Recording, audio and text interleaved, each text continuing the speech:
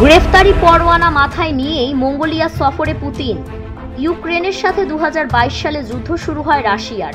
এরপর দেশটি থেকে শিশুদের বেআইনিভাবে রাশিয়ায় সরিয়ে নেওয়া ঠেকাতে ব্যর্থ হওয়ার অভিযোগে রুশ প্রেসিডেন্ট পুতিনের বিরুদ্ধে 2023 সালে গ্রেফতারি পরোয়ানা জারি করে আইসিসি। পুরো পশ্চিমা শক্তির বিরুদ্ধে যেখানে একাই লড়ছেন পুতিন, আর ইউক্রেনে ছদ্মবেশে তার রুশ বাহিনীর বিরুদ্ধে লড়ছে ন্যাটো সেনাদল।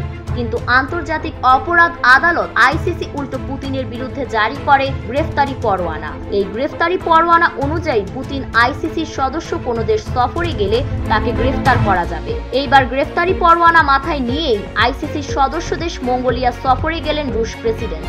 মঙ্গলবার ভ্লাদিমির পুতিন মঙ্গোলিয়ার রাজধানী উলান বাটরে পৌঁছালে তাকে গার্ড অব অনার দিয়ে উষ্ণ স্বাগতম জানানো হয়। রাজধানীর চেঙ্গিস খান স্কোয়ারে দুই দেশের পতাকা উত্তোলন করা হয় বন্ধুত্বের প্রতীক হিসেবে। তবে পুতিন মঙ্গোলিয়া পৌঁছানোর আগের দিন অর্থাৎ সোমবার বিকেলে রাজধানীর চেঙ্গিস খান স্কোয়ারে বিপুল সংখ্যক মানুষ জড়ো হয়। এ সময় তারা পতাকা নিয়ে মিছিল করে। তাদের কারো কারো হাতে ছিল প্ল্যাকার্ড, সেখানে লেখা ছিল যুদ্ধাপরাধী পুতিনকে তাড়িয়ে দাও।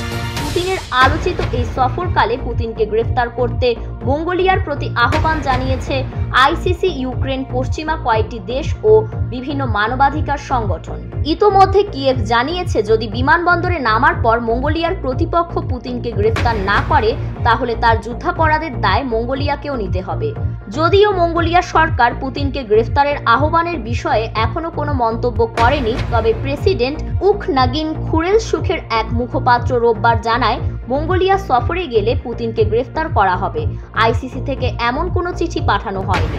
এই বিষয়ে আন্তর্জাতিক আদালতের মুখপাত্র ডক্টর ফাদি আল আবদুল্লাহ বলেন, অন্যান্য আইসিসি স্বাক্ষরকারী রাষ্ট্রের মতো মঙ্গোলিয়ারও সহযোগিতা করার বাধ্যবাধকতা রয়েছে। 2023 সালে পুতিনকে গ্রেফতারের যে আদেশ জারি হয়েছিল সেটিও এই বাধ্যবাধকতার মধ্যে রয়েছে। তবে দেশটি যদি এই আদেশ না মানে সেক্ষেত্রে তেমন কিছু করার নেই। পূর্ব এশিয়ার একটি দেশ মঙ্গোলিয়া। চীন ও রাশিয়ার সঙ্গে মঙ্গোলিয়ার রয়েছে দীর্ঘ সীমান্ত। রাশিয়ার সঙ্গে দেশটির রয়েছে ঘনিষ্ঠ সাংস্কৃতিক সম্পর্ক, আর চীনের সঙ্গে কৌশলগত বাণিজ্যিক সম্পর্ক।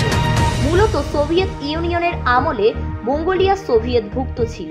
তবে সোভিয়েতের পতনের পর থেকেই মঙ্গোলিয়ার বেইজিং ও মস্কোর সঙ্গে সুসম্পর্ক তৈরি হয়। ফারিন রহমান প্রীতি, PVN টাইমস, নরসিংদী।